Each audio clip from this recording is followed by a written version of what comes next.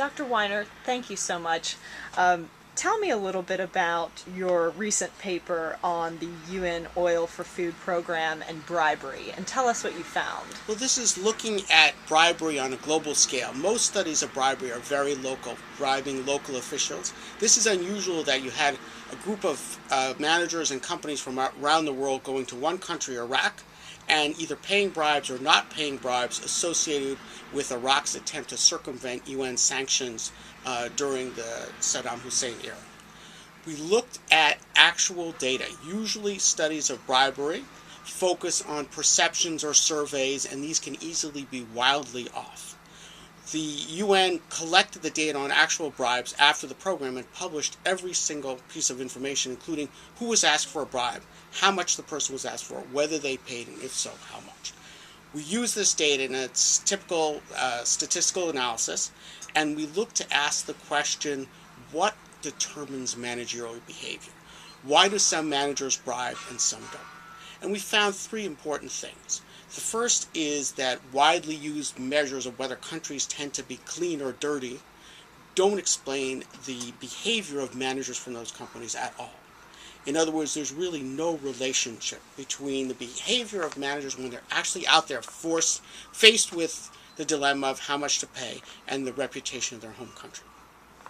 That suggests looking beyond national data to looking at the data on individual firms and managers, and I think this is particularly appropriate for business school research.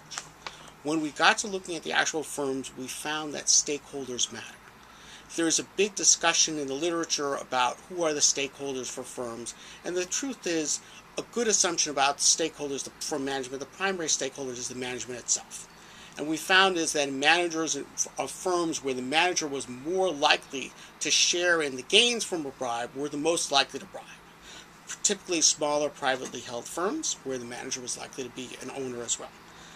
When you go to publicly held firms subject to more scrutiny, typical separation of ownership and control that we teach about in business schools, you find managers much less likely to bribe.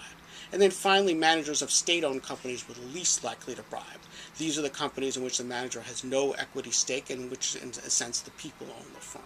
So really, is looking at the firm, the second finding, looking at the firm level tells you a lot, even though looking at the national level doesn't. The third finding is that rent makes a big difference. Rent is how much money is on the table. We found that no matter what country you're from, as soon as enough money is on the table, you'll become more likely to bribe. Finally, one last thing that's important for anti-corruption policy is we found that legal sanctions matter.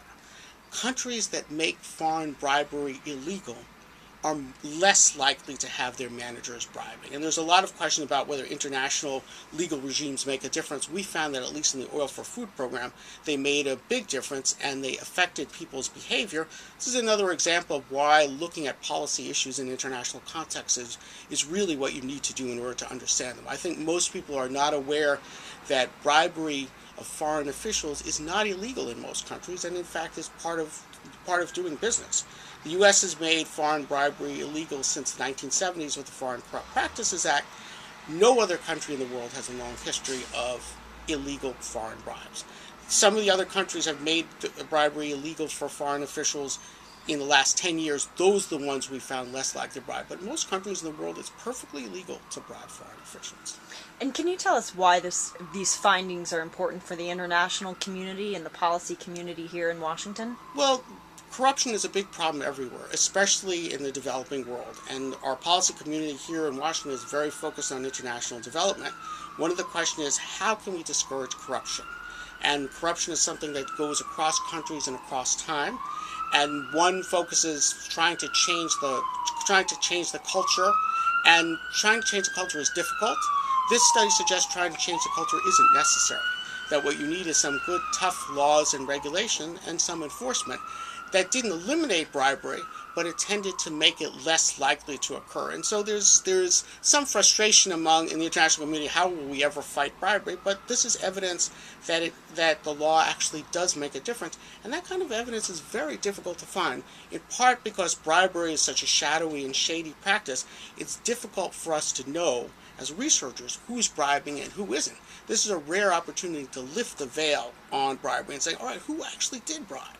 And when the people were making their decisions about whether to bribe and how much to bribe, they had no idea that this would eventually become public. It was kept within the bowels of the state oil marketing organization in Baghdad, and it's only because of the overthrow of the regime and the fact that the regime kept such careful track of who paid and how much that we were fortunate to have this data come to light, and then we are able to take advantage of this data, which are all public information and available on the web. And why is this information important here to people at the GW School of Business? Well, I think it's particularly in keeping with Dean Guthrie's emphasis on the overlap of business-government relations and international. The practice of bribery involves a private sector payment to a public sector official, in this case the state oil marketing organization at Baghdad. Most of the work on bribery is at the national level, and it focuses on discouraging public officials from taking bribes. Here we focus on the managers who pay the bribes, which I think is more appropriate for a community where we're trying to train people as best we can to be managers and to act ethically. So I think it goes into the school's emphasis on ethical behavior, but also on seeing business-government relations in the international context. In countries where it's not illegal to bribe abroad, we simply see that bribery is more prevalent than where it is. And so I think this brings together several of Dean Guthrie's focal areas in one study. And that's something that I think is important for we faculty members, especially in international business. International business tries to look around the world to get insights about the behavior of managers and firms in a way that we can't obtain just by looking at what goes on within the U.S.